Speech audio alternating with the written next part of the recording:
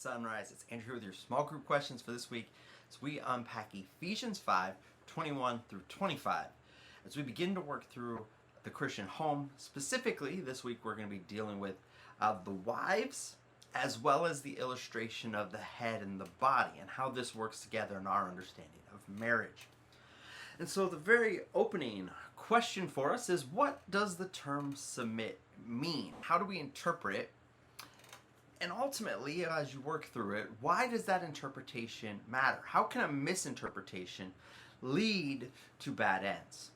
Specifically, when working through this text, Ephesians, Paul uses the word submission for husbands and wives, and then later in the text he'll use obedience, a completely different Greek word for slaves to masters and children to parents. Why is it important that we see the contrast? Next, as we work through it, he then grounds this in the Lord. As to the Lord, how is that submission important when we go back to verse 21? How does 21 and 22 work together in our understanding of submission and marriage? And as you work through that, you then come to verse 22, 23, as it begins to unpack this picture of marriage as a husband being the head and the wife being the body. Now this takes us a little bit of work. One of the things throughout the book of Ephesians that you've seen if you study the book is this body image has come up multiple times. Paul has done a great work of really highlighting the church as the body of Christ.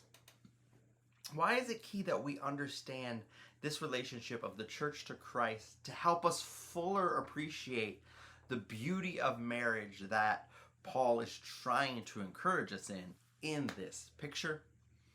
And then lastly, how does all of this work together to fulfill our marriages in a way that respects Christ and seeks to honor him in these ways? Again, we'll pick up some of this next week as we deal with husbands, but as you look at living out the faith as a wife, how does this help in that regard?